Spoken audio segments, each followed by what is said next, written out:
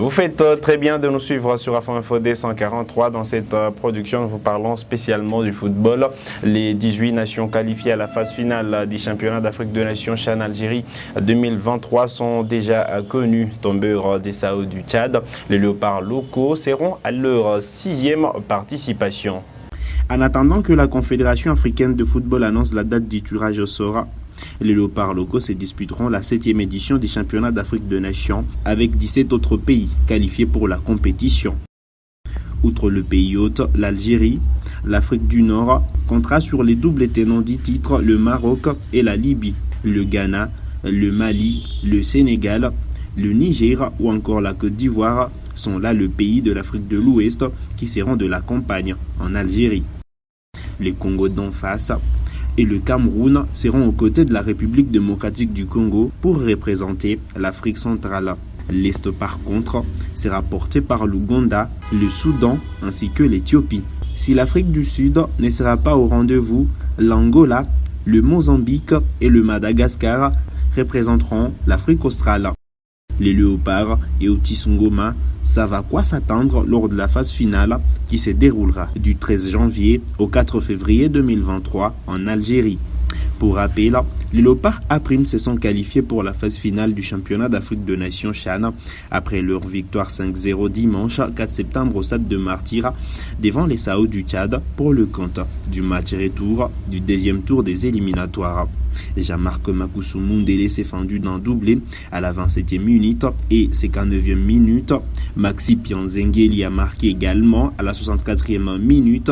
Ernest Luzolo à la 81e minute et enfin Philippe Kinzumbi.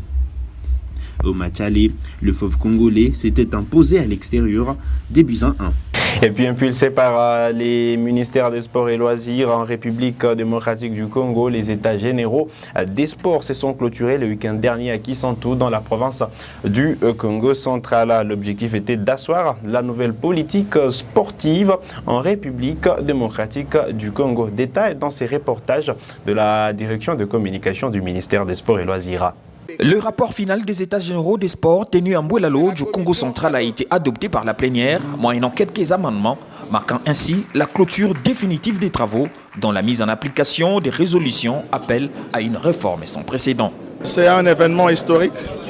C'était pour nous un grand cadeau nous offert par son Excellence Monsieur le Président de la République, chef de l'État, de pouvoir cogiter, réfléchir, raisonner, planifier autour du sport de notre pays. Je pense que les résolutions qui ont été prises après un travail de titan abattu par nos compatriotes, nous allons voir comment faire décoller le sport dans notre pays. Il a été résolu lors de la plénière de la mise en place d'une structure de suivi de ces résolutions, a fait savoir Zeno Kabamba. Nous avons souhaité à ce qu'une structure de suivi et d'évaluation soit mise sur pied par ordonnance du président de la République qui a initié les travaux des états généraux. S'agissant de l'application des résolutions de ces travaux, le ministre Nkondé rassure. 2008 n'est pas 2022. C'est-à-dire qu'aujourd'hui, nous sommes en train de travailler en tant que gouvernement des Warriors pour ramener des réformes sur tous les plans. Et c'est ça notre but. Et il a plu au chef de l'État de nous demander de convoquer ces états généraux, c'est pour passer à l'acte. La presse, elle, est appelée à jouer une bonne partition pour que les résolutions de ces travaux ne connaissent pas l'effet 2008. Vous de la presse, vous êtes appelés par le ministre, par le chef de l'État, à vous impliquer dans la réussite de ces résolutions. Donc travaillons ensemble. C'est la première fois que l'on aura une loi cadre portant code ou charte de la politique sportive nationale. Pendant 6 jours, les panélistes ont abattu un travail efficace, celui de doter à la RDC un document cadre dont le contenu, une fois mis en application, devrait placer la RDC dans un renouveau sans précédent en matière de sport.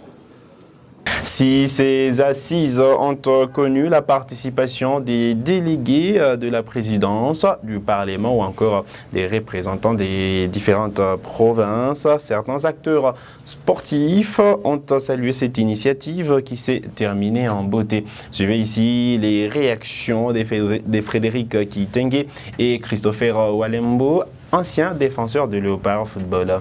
Je crois que le dernier discours du ministre, quand il clôture et qu'il nous rassure qu'il prendra des arrêtés parce qu'il y a certaines dispositions qui dépendent de son ministère, qu'il prendra des arrêtés pour l'exécution de ce qu'on a décidé et qu'il va initier des lois au niveau du Parlement pour que cela puisse couler en loi afin que ça soit exécuté. Sous cette condition-là, je suis optimiste quant à l'avenir de ce qui va se passer. Mais ce dont je suis vraiment content, c'est le déroulement des travaux. Puisque franchement, on a travaillé, vous tous aussi vous avez travaillé d'une façon continue et sans relâche. Et que tout a été passé au peigne fin. Tous les détails sont contenus dans les différentes résolutions qu'on vient de prendre.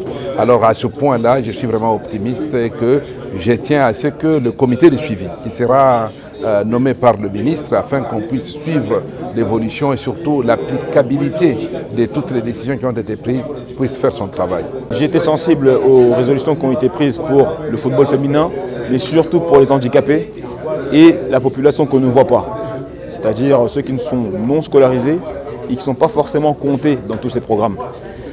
Il y a une masse importante d'enfants, de jeunes, un peu moins jeunes, un peu plus âgés, qui ne sont pas forcément considérés quand on parle de sport. Quand on parle de sport, en général, on voit soit les équipes nationales, soit ce qui se voit au plus haut, mais il y a une masse, c'est-à-dire des millions et des millions de Congolais qui sont concernés par le sport, qui font du sport, mais dans de très mauvaises conditions qu'on ne voit pas.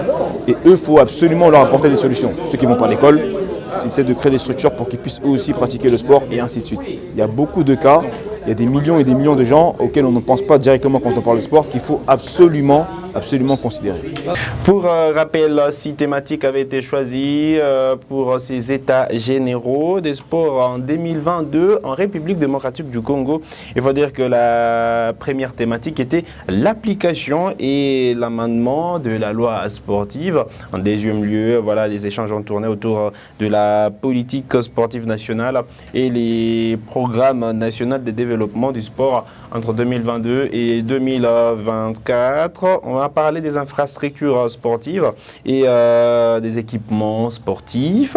On a parlé de la formation également, la formation, professionnalisation, financement et sponsoring des sports. On a également parlé des stratégies relatives à la promotion des sports et du fonctionnement des structures d'appui au mouvement sportif. Et en dernier lieu, on a fait l'évaluation des états généraux des sports de l'année 2008. Voilà l'essentiel de ce qu'il faut retenir de ces états généraux qui se sont déroulés voilà, du côté des Kisantu dans la province du Congo central. C'est sur une note plutôt positive que ces assises se sont terminées. Et c'est ici que nous mettons un terme à cette production sur Afro Info 243. Vous êtes nouveau à la chaîne, cliquez sur s'abonner, activez la cloche des notifications pour ne manquer aucune de nos prochaines publications. Likez cette vidéo si elle vous a plu. Pour ceux qui veulent suivre les résumés du match des Léopards contre le Sao du Tchad disputé dimanche, cliquez juste sur ces liens et vous serez servi par Afro Info 243. Merci à vous tous de nous avoir suivis.